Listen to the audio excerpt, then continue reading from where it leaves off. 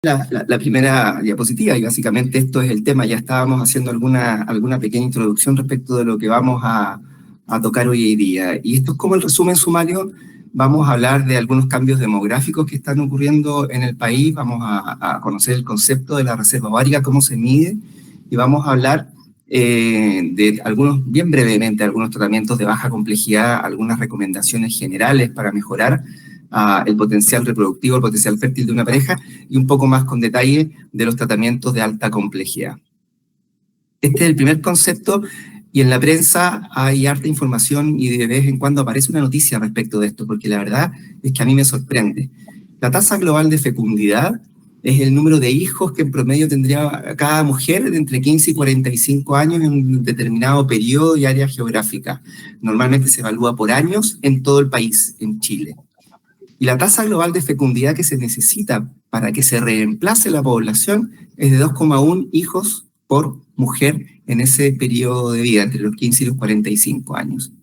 Con ese número, 2,1 hijos por mujer, se asegura que la población se vaya renovando.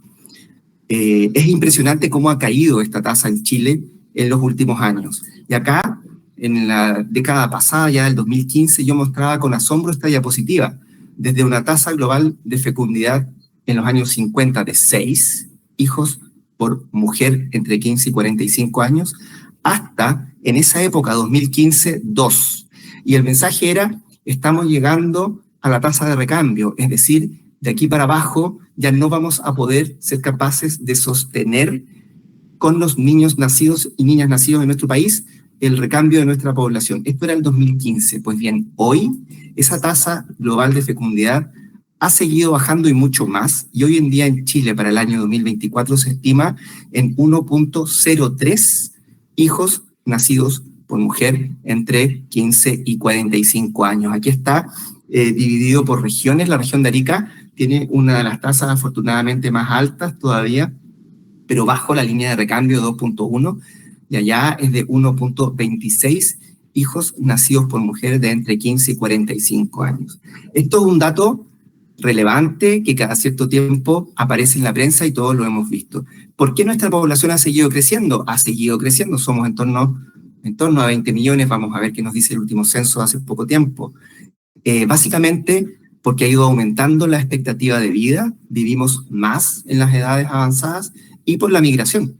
Esas son las razones por las que nuestra población tiende todavía levemente a aumentar, pero se espera que pronto se estabilice, deje de aumentar e incluso empiece a disminuir.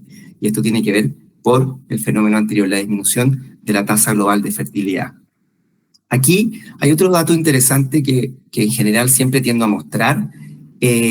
La mayoría de los nacimientos en nuestro país ocurre ya en personas de más de 30 años, el 55% de los nacimientos en personas de 30 años o más, y el 5%, es decir, una de cada 20 mujeres, tienen más de 40 años al ocurrir el nacimiento de esa guagua. Es decir, los grupos en los que se está teniendo hijos también están cambiando demográficamente en nuestro país, y estos cambios han ocurrido persistentemente en los últimos 20 años.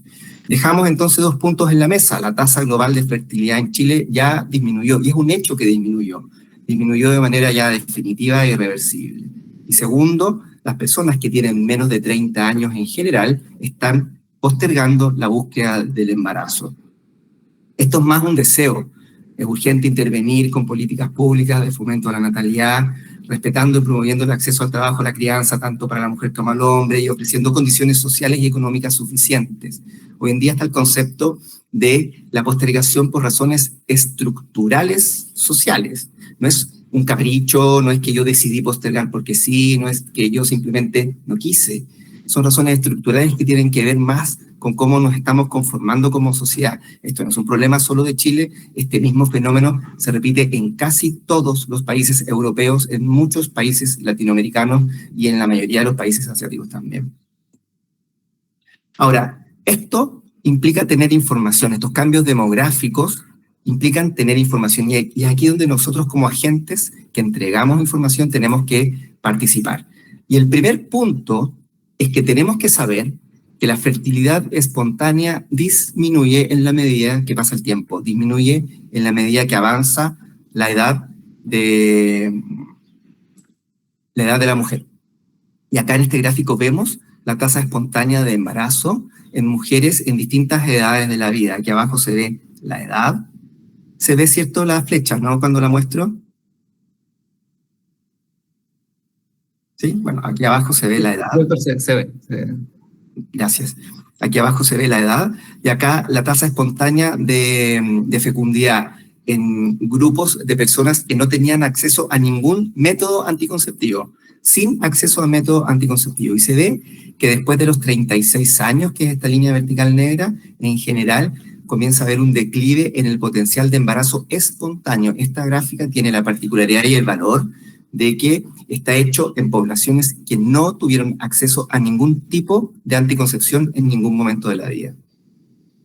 Acá vemos la explicación de esto. Las primeras 3 columnas son distintos animales, animales que tienen en general durante todo su periodo de vida fertilidad. Son primates cercanos a nosotros, el macaco, el chimpancé, tienen durante toda su vida fertilidad, pueden tener hijos durante toda su vida.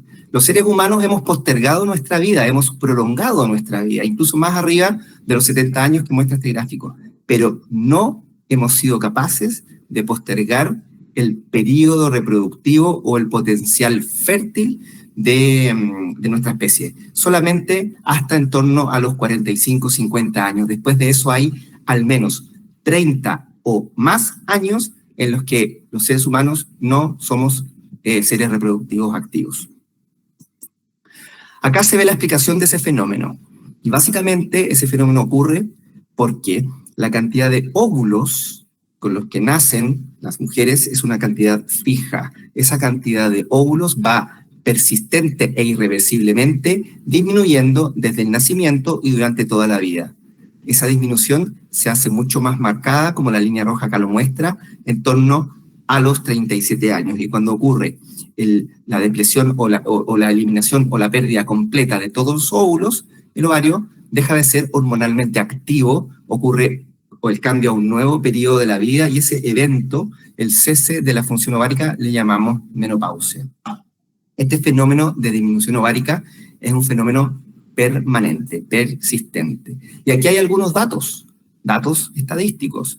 Comparado con entre 20 y 24 años, la fertilidad se reduce un 30% cuando la persona tiene entre 35 y 39 años, un 14% entre 30 y 34 años y un 6% entre los 25 y los 29 años. O sea, hay una disminución espontánea, natural y fisiológica de la fertilidad. Por lo tanto, la probabilidad de embarazo disminuye en la medida que avanza el tiempo y yo decido tener un hijo o una hija más tardíamente en la vida. Y si una persona sana decide tener hijos después de los 40 años, tiene una posibilidad espontánea de un embarazo de en torno al 15%, después de un año de exposición. 15%. Esta disminución de los óvulos podemos medirla, podemos cuantificarla, podemos evaluarla. Y aquí viene el concepto de reserva ovárica. Se entiende por reserva ovárica la cantidad de óvulos o células germinales que tiene una mujer en algún momento determinado de su vida. Podemos medirla con 2 mecanismos, que son un examen de sangre que se llama AMH, hormona antimileriana, pero también podemos hacer una ecografía para contar los folículos que hay en el ovario, y a eso le llamamos hacer un recuento de folículos antrales. Ambos, tanto la AMH como el recuento de folículos antrales, nos permiten cuantificar la cantidad de óvulos. No habla nada de la calidad de los óvulos. ¿Y cuál es el examen? ¿Cuál es la variable que determina la calidad de los óvulos? La edad de la persona que está siendo evaluada. Esa es la principal variable que afecta y que influye sobre la calidad de los óvulos. Hablemos un poco de la hormona antimileriana, que me interesa transmitir este concepto. Es una hormona, es un examen de sangre, ya les dije que se relaciona con la cantidad de óvulos que se tiene y se puede medir para uso clínico. En general, es un examen disponible en casi todos los laboratorios a lo largo del país. ¿Cuáles son los valores normales? Y esto es como para recordarlo. No es exacto, pero es aproximado. En nanogramos por ml, que es la medida o sea, la unidad de medición más común con la que se informa en Chile. Lo ideal, óptimo, es tener un valor sobre 3, un número fácil de recordar, 3 nanogramos por ml. Pero ya se considera normal un valor de más de 2 nanogramos por ml. Y en general, menos de 1, independiente de la edad de la persona, se considera bajo. Fácil de recordar entonces, menos de 1, 0, lo que sea, es un valor bajo. Sobre 3 es un valor óptimo. Sobre 2 se considera razonablemente normal. Acá se puede ver que la curva de hormona antimileriana o el valor de la hormona antimileriana tiende a disminuir a lo largo de la vida de las personas. Sin embargo, estos datos, este valor, este número, se los recomiendo recordar. Acá vemos que la medición de la hormona antimileriana no se modifica significativamente durante el ciclo menstrual. Tiene una variación de menos de un 10%. Por lo tanto, esta medición puede ser hecha en cualquier momento del ciclo, con regla, en torno a la ovulación, después de la regla. Cuando una persona está tomando píldoras anticonceptivas, en general, el valor tiende a ser un poco inferior, pero no más también de un 10%. Por lo tanto, también se puede medir en personas que están usando anticonceptivos orales y tener en cuenta que está medido en ese contexto y por lo tanto al suspenderlo pudiese ser un poco mejor, no significativamente mejor, pero un poco mejor. Ahora, ya sabemos que existe una herramienta, ya sabemos que la reserva ovárica disminuye con el paso del tiempo. ¿Tenemos que medirla en la población? ¿Tenemos que hacer la hormona antimileriana, aplicarla como un screening, como medición en personas asintomáticas? La verdad, yo soy un defensor de esta postura. Sí, tenemos que medir reserva ovárica en la población general. ¿Por qué? Porque es un examen fácil de aplicar, es accesible. Hace no mucho FONASA codificó la hormona antimileriana, por lo tanto ya tiene código y eso implica que tiene cobertura. Es un examen de sangre no tan invasivo, es perfectamente reproducible, la mayoría de los laboratorios la tiene, detecta precozmente la baja en la reserva ovárica, se equivoca poco, a eso le llamamos falsos positivos, tiene alta sensibilidad y permite cambiar la conducta, o sea, permite hacer algo con la paciente o la persona que consulta con un valor de hormona antimileriana disminuido. Ahora, ¿en quiénes hacerla? Y esta es una pregunta importante. Primero, en todas las personas, mujeres menores de 30 años que tengan factores de riesgo. Factores de riesgo para una baja reserva ovárica. ¿Y cuáles son? Fumar, cirugía sobre los ovarios, endometriosis, la edad de la menopausia de la madre adelantada, en general antes de los 40 años, o el haber tenido un cáncer y como consecuencia de una quimio o una radioterapia, independiente de qué parte fue la irradiada del cuerpo. Esos son factores de riesgo. Esa persona debiera hacerse siempre una medición de hormona antimileriana. Ahora, si la persona no tiene ningún factor de riesgo y cumplió 30 años, también debería hacerla. Y en general, toda persona que tiene más de 35 años, independiente de si tiene o no tiene deseo de fertilidad. Todas las personas de más de 35 años deberían hacerla en forma regular, anual y como parte del control ginecológico. Y solo a modo de recordar, cualquier valor menor a 1 se considera bajo, se considera anormal. Cualquier valor sobre 2 se considera normal. Y sobre 3 lo vamos a considerar óptimo, sobre 3. Si una persona decide postergar su natalidad, por la razón que sea, tiene que estar informada, tiene que planificar el potencial reproductivo. Existe la herramienta. Y siempre, en general, si yo estoy viendo pacientes independientes de mi especialidad, debiera recomendar una asesoría reproductiva a toda persona con una AMH de menos de 1, independiente de la edad y del deseo de fertilidad. A toda persona con una AMH entre 1 y 2, si tiene alguno de los factores de riesgo, por ejemplo, fumadora, con una AMH de 1 a 2, debiera también ser derivada para consejería reproductiva. Y finalmente, cualquier persona que desee preservar fertilidad, independiente de la edad que tenga, porque está decidiendo activamente postergar el nacimiento de sus hijos, también debiera ser derivada. Ahora, vamos a hablar 3 palabras sobre la segunda parte de la reunión que tiene que ver con una enfermedad que se llama infertilidad. Y lo digo de esta manera porque no es un deseo ni un capricho, es una enfermedad, así está reconocida por la OMS, y se define como la imposibilidad de lograr un hijo al cabo de un año de relaciones sexuales no protegidas. Si no ocurre el nacimiento de un hijo o una hija al cabo de ese tiempo, tenemos que estudiar y tratar a esa persona. Pero ojo, si la persona tiene una AMH bajo 1, incluso bajo 2, o si tiene más de 35 años, no es necesario esperar el año. Se puede esperar solo 6 meses para derivar. Históricamente siempre se ha hablado de 15% de incidencia de infertilidad en nuestro país, pero hoy en día se sabe que eso ha ido aumentando y ya estamos acercándonos a un 20% de las parejas que buscan hijos. 18% era la última estadística hace un par de años atrás. Entonces, recordar la importancia de la reserva ovárica, la importancia de la edad. Siempre considerar que en personas con menos de 6 meses, con más de 35 años, solo esperar 6 meses antes de derivar. Lo mismo si la reserva ovárica estaba disminuida. ¿Y qué hacemos nosotros, como especialistas en medicina reproductiva, si recibimos a esta persona derivada por alguna de las razones que comenté? Llevaba un año buscando embarazo y no ha ocurrido. Llevaba 6 meses y tenía una MH de menor a 1,5, o tenía más de 35 años y completó los 6 meses y no se embarazó. Hacemos un estudio de estos 3 factores: los óvulos, los espermios y la anatomía en donde ocurre la unión de los óvulos con los espermios.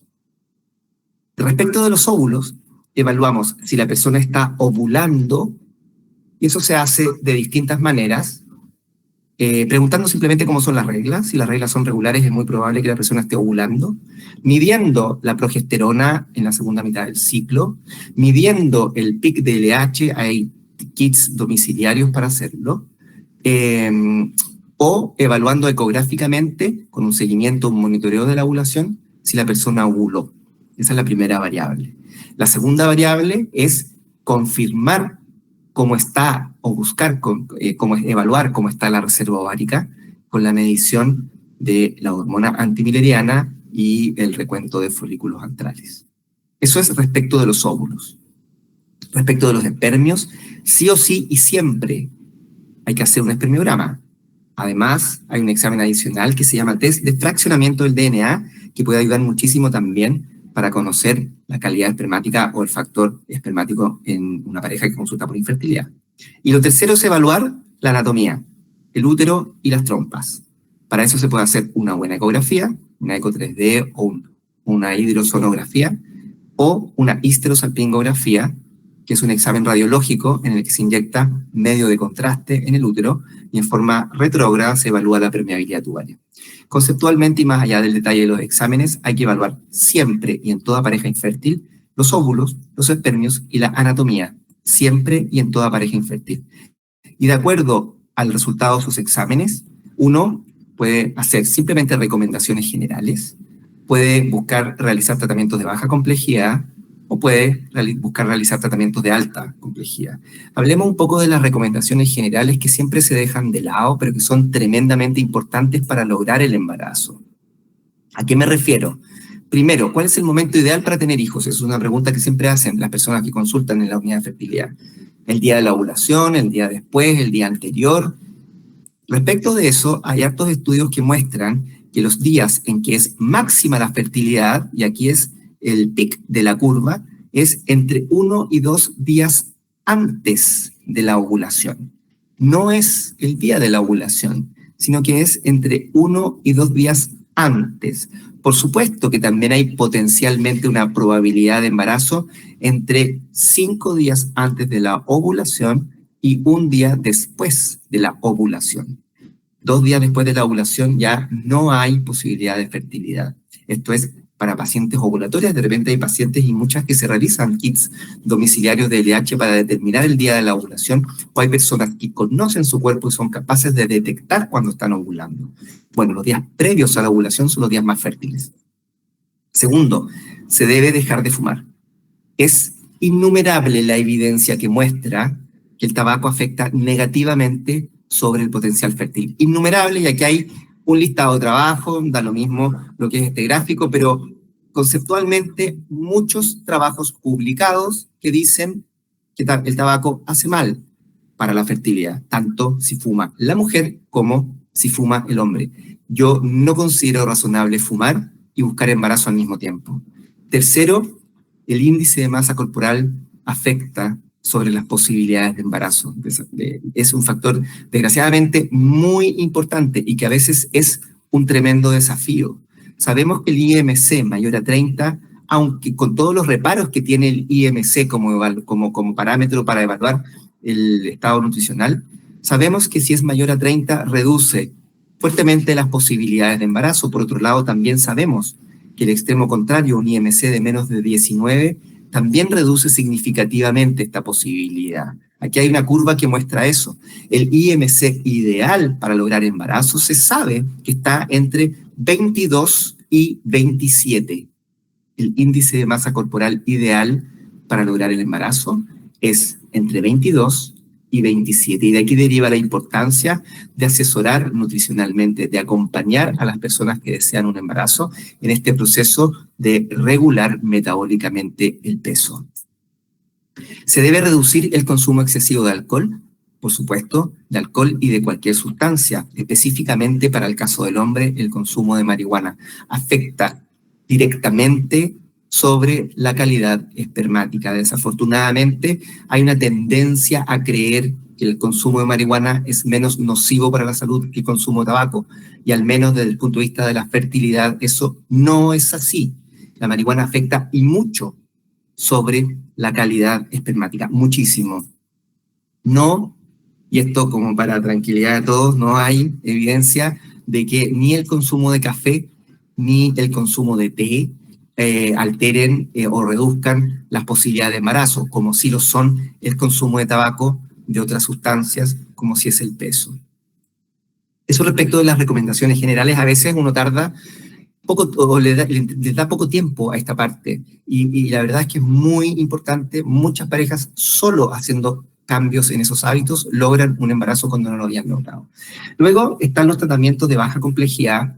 Voy a ser bien breve respecto de esto. Si una paciente no ovula, se puede hacer inducción de ovulación. Si una paciente tiene una obstrucción tubaria, una cirugía para desobstruir las trompas, se puede hacer una histeroscopía cuando hay patología intrauterina, o una inseminación intrauterina, que básicamente es el momento de máxima fertilidad, poner los espermios de la pareja activados en el laboratorio, procesados y seleccionados dentro del útero. Con eso se busca mejorar las posibilidades de embarazo, pero en general, y específicamente si las personas llevan mucho tiempo buscando embarazo, no es en la baja complejidad donde vamos a lograrlo, sino con la alta complejidad. Y a quienes tenemos que derivar rápidamente a una unidad de reproducción para pensar en un tratamiento de alta complejidad. Primero, si la paciente tiene más de 37 años, no nos demoremos como médicos no especialistas en reproducción en derivarla, o las personas consultar directamente en una unidad de reproducción. Más de 37 años, rápido. Reserva ovárica disminuida, AMH menor a 1, rápido, no perder tiempo. Paciente con antecedentes de cirugía ovárica, rápido, no perder tiempo. Paciente con endometriosis severa, paciente con daño tubario conocido por alguna razón. Paciente que lleve más de 5 años buscando embarazo, sin más preguntas, debe ser derivada a una unidad de alta complejidad. Pacientes que tienen un recuento espermático o una separación espermática menor de 5 millones, en el caso del factor masculino. Pacientes que yo he tratado de hacer inducción de ovulación y que no he podido hacerla ovular, también debo derivarla precozmente. Y paciente que completó 3 inseminaciones, el tratamiento de baja complejidad al que le refería, y no se embarazó, debe ser derivada también a una unidad de alta complejidad. Lo más importante es no perder tiempo si la persona tiene más de 37 años, y por favor hago un énfasis en eso. La edad es el factor que determina las posibilidades de éxito. Ahora vamos a hablar un poco de lo que es el tratamiento de alta complejidad, la fertilización in vitro fundamentalmente, que es el gran tratamiento que nos permite lograr el embarazo la mayoría de las veces.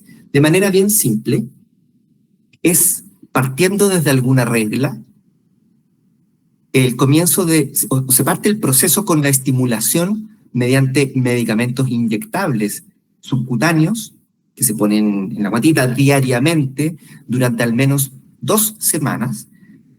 Y estos medicamentos inyectables lo que buscan es estimular el crecimiento de los óvulos, estimular el crecimiento de más de un óvulo, que es lo que ocurre normalmente. 10, 20, 5, 8, siempre el número ideal es el máximo número posible, y ese máximo número posible depende de la reserva ovárica. Llegado el momento en que esos óvulos crecieron, están maduros y están a punto de ovular, la paciente en pabellón, con sedación profunda, anestesiada, se somete a un procedimiento en el que con una punción transvaginal se llega al ovario y se aspira el contenido de los folículos, y en ese contenido, en ese líquido, la bióloga en el laboratorio busca los óvulos. Esos óvulos en el mismo laboratorio se juntan con los espermios, con el líquido seminal previamente procesado de la pareja. Luego de la unión del óvulo con el espermio, se genera el nacimiento de un embrión. Y ese embrión, en el mismo laboratorio, se deja desarrollar habitualmente hasta el 5.º día de desarrollo. En ese 5.º día, cuando alcanzan la etapa de blastocisto, el embrión, en forma rutinaria en nuestro centro, no en todos los centros, en nuestro centro así lo hacemos, ese embrión se congela, se vitrifica, se guarda. Previo a esa congelación, si la paciente tiene indicación de hacerlo, se pueden sacar 2 o 3 células del embrión para mandarlas a hacer un estudio de sus cromosomas. No siempre se hace en general cuando la edad de la paciente que se está haciendo el tratamiento es de más de 38 o 39 años, o hay alguna otra razón para hacerlo. La paciente, después de la aspiración, el mismo día en la tarde, se fue de alta, le contamos por teléfono cuántos embriones se fertilizaron en el día 1 y en el día 5 cuántos embriones se congelaron. La persona volvió a su casa, está en reposo, menstruó, y en el ciclo menstrual siguiente o subsiguiente se hace un control de la ovulación. Se busca que el endometrio engruese. El endometrio es la capa interna del útero que recibe el embrión. Se busca que el endometrio engruese y esté receptivo, en condiciones de alojar a ese embrión. Y en un procedimiento muy simple, indoloro, que no requiere pabellón, que no requiere anestesia, ese embrión se deja dentro del útero, insisto, en el mes siguiente o subsiguiente después de la obtención de los óvulos. Se deja dentro del útero en el momento en el que el cuerpo es capaz de recibirlo, permitir su implantación y su crecimiento. Y así es como se logra un embarazo cuando se realiza una fertilización in vitro. Una primera etapa es la obtención de los óvulos, la fertilización de los óvulos, el desarrollo del embrión, y una segunda etapa, en 1 o 2 meses después, es ese embrión se deja dentro del útero para que ocurra la implantación. Las tasas de embarazo por transferencia de cada uno de estos embriones dependen de la edad. Y ese es el principal factor que determina el éxito del tratamiento. En pacientes de menos de 30 años son tasas por embrión transferido altísimas. 65% es altísimo para nosotros, por embrión transferido. Ojo, normalmente de una sola obtención de óvulos, uno quiere tener más de un embrión. En general, después de los 40 años, esos números bajan y es en torno al 14%, entre 10 y 15%. Estos son números nuestros, pero son números universales en general. Todos los centros de reproducción tienen números parecidos a estos. 3 palabras respecto del embarazo gemelar, de la edad ideal para hacer el tratamiento y de los riesgos, porque son preguntas que normalmente uno se hace si se ve enfrentado a hacer un tratamiento de fertilidad. El embarazo gemelar es un mito, ya no ocurre, y en general, ¿por qué? Porque ahora solo los embriones se transfieren de a uno por vez. Y cuando hablaba de las tasas que les mostraba en la diapositiva anterior, es transfiriendo a cada embrión de a uno por vez. Por lo tanto, el embarazo gemelar en el contexto de una fertilización in vitro es parte de la historia de la reproducción. ¿Cuál es la idea ideal para hacer un tratamiento in vitro? Lo antes posible, si tengo indicación médica de hacerla. Lo antes posible. Pasa más tiempo, bajan mis posibilidades de éxito. Y finalmente, ¿cuáles son los riesgos del procedimiento? Son pocos. Es menos de un 0,1% la probabilidad de tener una complicación asociada a un procedimiento de estos. Por lo tanto, hoy en día, en esta década, Cuando hablamos de fertilización in vitro en general, hablamos de un procedimiento seguro que busca un embarazo único, no un embarazo gemela, y en el que la edad es el principal factor que determina el éxito, y de ahí la necesidad de la derivación oportuna a tiempo para poder hacer un buen tratamiento de alta complejidad. Bueno, eso es un poco lo que les quería contar respecto de lo que es la fertilidad ahora, y con el afán de hacer esto un poco más interactivo, porque ahora solo he hablado yo. Si tienen preguntas, yo feliz de responderlas. Buenísimo, Doc. Por ahí estaba Ana Esther, que había levantado la mano, no sé si sigue por ahí y quiere realizar la pregunta. Ana Esther.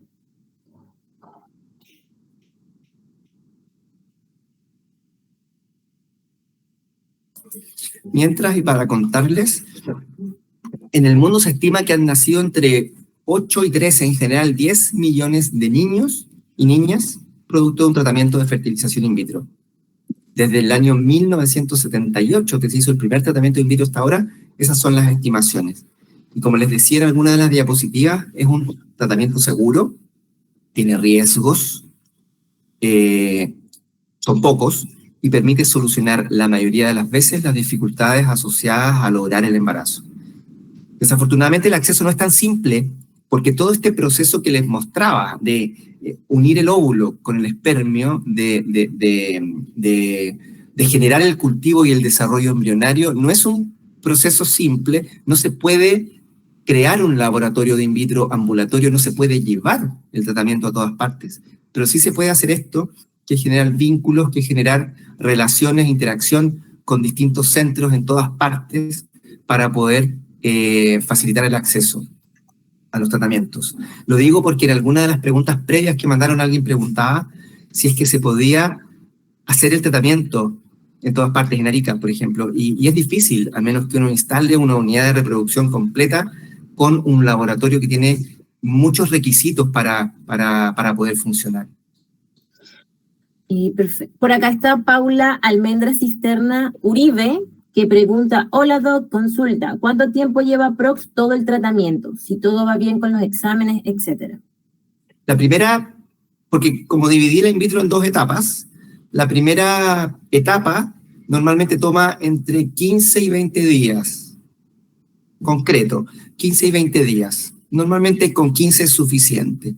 Y la segunda etapa es un par de días, venir, transferir el embrión y volver.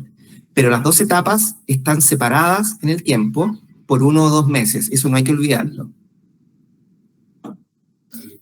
Perfecto. Por acá Diane Méndez también dice: hola, ¿las enfermedades crónicas como resistencia a la insulina e hipertensión interfieren con el tratamiento?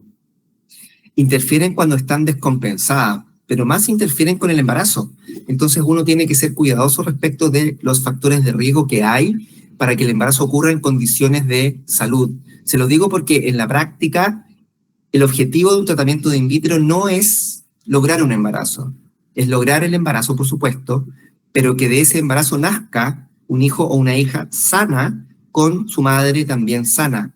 Y por lo tanto, si una persona tiene, por ejemplo, una hipertensión descompensada, el embarazo es el que va a tener dificultades más que el tratamiento de in vitro, y lo ideal es compensarlo previamente. Por acá también Carolina Valenzuela: hola Doc, mi primer embarazo fue por inseminación, infertilidad masculina. Ahora, para buscar mi segundo embarazo, a mi marido le salieron buenos los exámenes. ¿Debo esperar nuevamente 12 meses para caer en infertilidad? No, les recomiendo consultar. Básicamente porque si hay un factor masculino intermitente, puede volver a aparecer. El hecho de que esté normal un examen no dice que no haya alteraciones. Yo no les recomiendo esperar 12 meses, les recomiendo consultar, por lo menos para una asesoría reproductiva. No les recomiendo esperar nuevamente. Perfecto.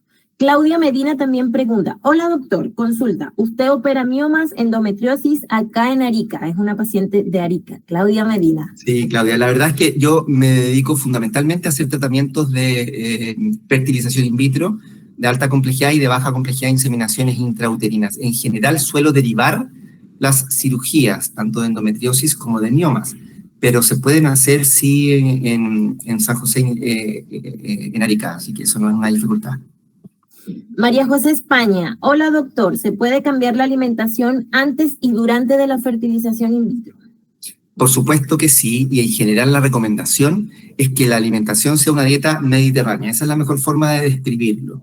Dieta mediterránea, evitando los productos ultraprocesados y tratando de fomentar el área antiinflamatoria de la alimentación. Hay mucha información de eso en internet, pero en general, si uno respeta el consumir productos saludables, mucha verdura, va a tener mejores resultados durante el tratamiento de fertilidad. Estamos hablando de personas con un IMC de entre 22 y 27, porque como les dije en algún momento, si es que el índice de masa corporal es más, hay que agregar una dieta hipocalórica, por supuesto, más ejercicio, y si es menos, hay que tratar de subir un poco de peso para intentar el embarazo en las mejores condiciones.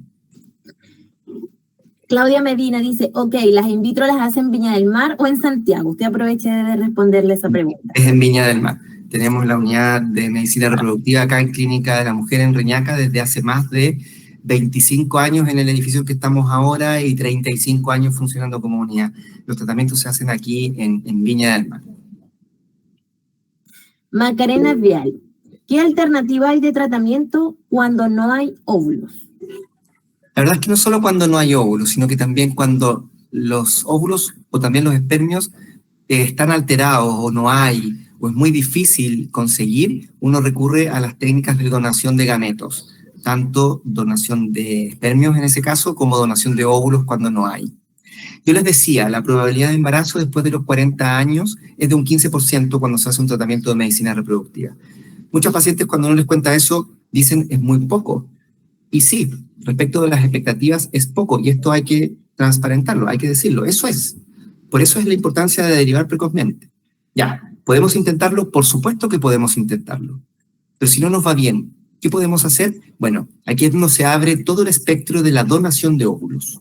Puedo recibir óvulos donados por una persona donante de óvulos, no cercana ni relacionada conmigo, pero sí con características físicas y de laboratorio concordantes conmigo. Yo recibo esos óvulos, se fecundan con los espermios de mi pareja, si es así el tratamiento que estoy haciendo, y el embrión que se genera lo transfiero en el útero, y en mi útero ocurre el embarazo y nacimiento de ese hijo o hija. Muchos pacientes preguntan, ¿y cómo va a ser esa relación con ese niño? ¿Qué vínculo voy a tener? La verdad es que la literatura demuestra que el vínculo es el mismo, que la relación es la misma, la maternidad es la misma, y también se traspasan cosas genéticas desde la madre portadora del embarazo a ese embrión a través de mecanismos epigenéticos que están totalmente ya documentados en el conocimiento científico. Por lo tanto, es una muy buena alternativa que permite cambiar ese 15% a un 80% o 75% de posibilidades de lograr el embarazo. Daniela, hola doc, soy de Coquimbo, tratamiento de ovodonación realiza, me diagnosticaron con muy bajos óvulos.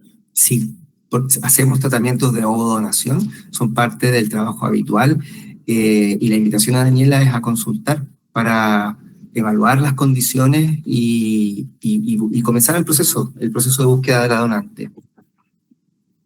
Perfecto. Kimeiwen Chumam. Buenos días, doctor. ¿Pacientes de cirugía bariátrica tendrían alguna contraindicación y cuáles son los valores aproximados que conlleva a este tratamiento in vitro?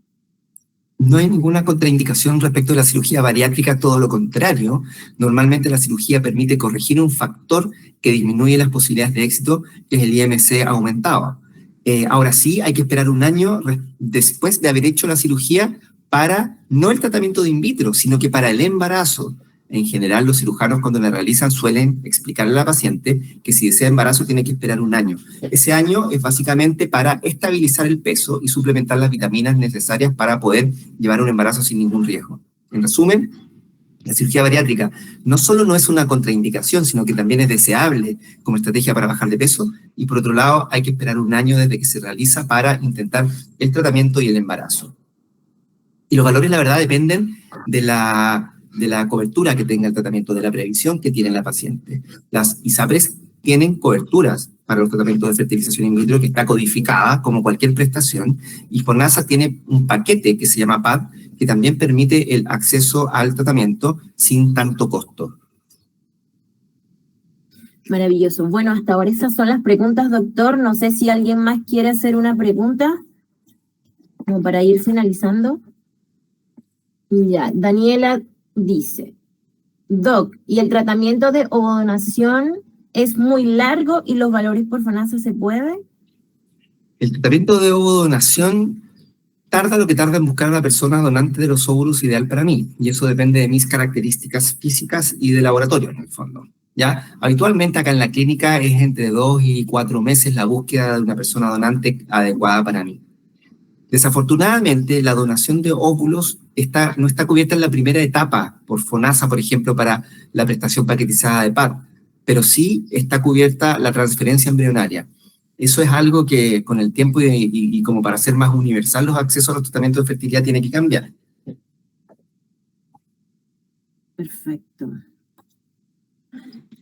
Diane Méndez, al realizar el examen de AIFOSI, ¿qué certeza hay que la permeabilidad de trompa sea óptima? Hubo una esterilización previa en 2011.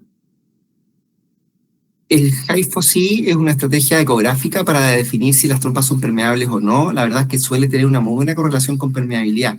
Pero ahí me cuesta un poco entender la pregunta, porque si hubo una esterilización significa que las trompas están obstruidas.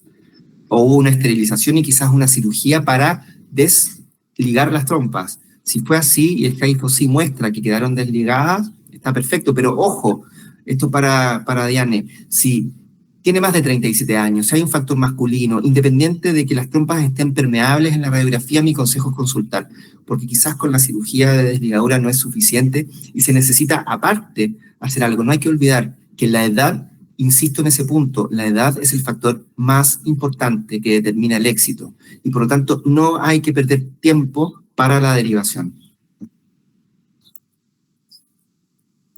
Perfecto. Carolina Paz. Hola doctor, en el 2022 tuve un embarazo ectópico y lamentablemente perdí mi trompa derecha. ¿Tendré posibilidad de éxito en un tratamiento? Tengo 37 años, antimulleriana, 1,64. En el 2020 me realicé una Histerosalpingografía. Sí, que salió buena. Carolina, la invitación es a consultar. La invitación es a con esa historia, desde mi mirada, tenemos indicación de fertilización in vitro.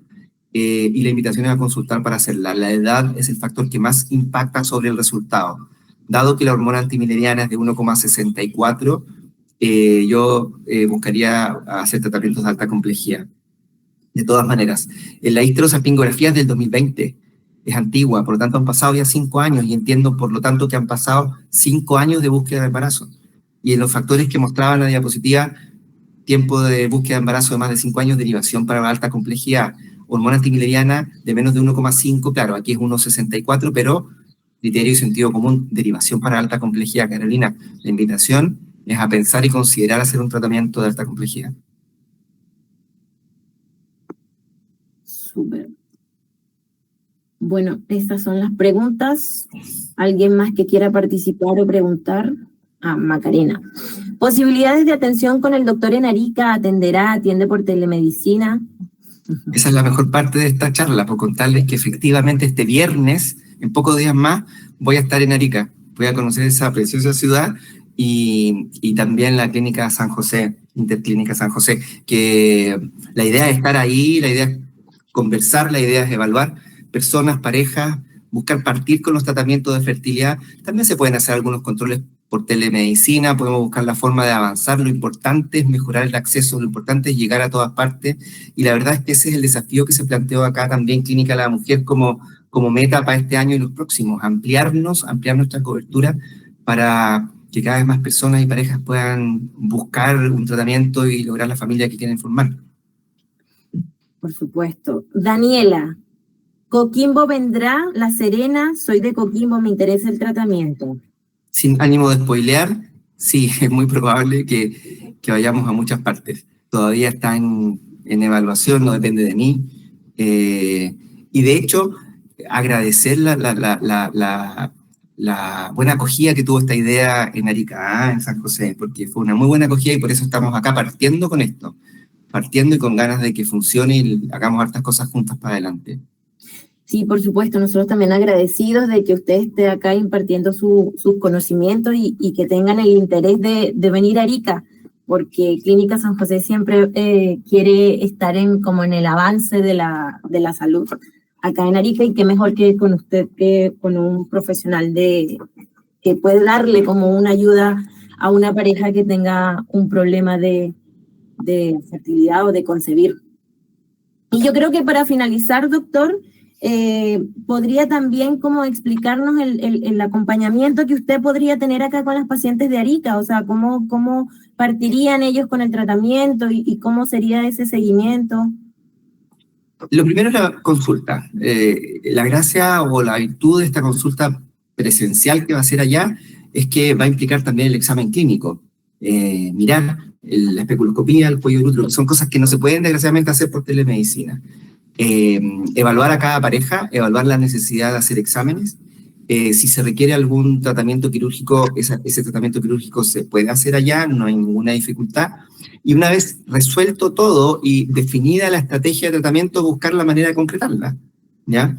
El camino es amplio, las posibilidades son muchas. Concretar un tratamiento de alta complejidad probablemente va a requerir trabajar en conjunto con alguien allá que nos haga eventualmente algunas ecografías que nos permita ir evaluando por telemedicina a la paciente y finalmente, en un momento específico y concreto, el viaje de la paciente o de la pareja acá a Viña durante 10 días, 15 días para la primera etapa y un par de días para la segunda.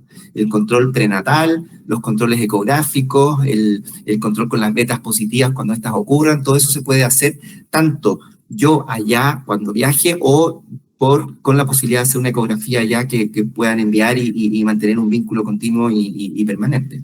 Yo creo que muchas veces este tratamiento a distancia se pueden hacer y permite finalmente facilitar el acceso para abrirnos a personas de todas partes de Chile.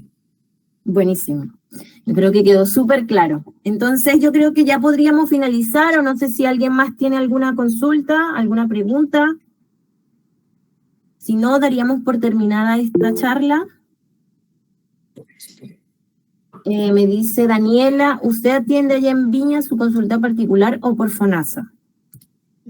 Todas las modalidades hay aquí en Clínica de la Mujer. Lo mejor es llamar o meterse a la página de la Clínica de la Mujer, www.clinicamujer.cl.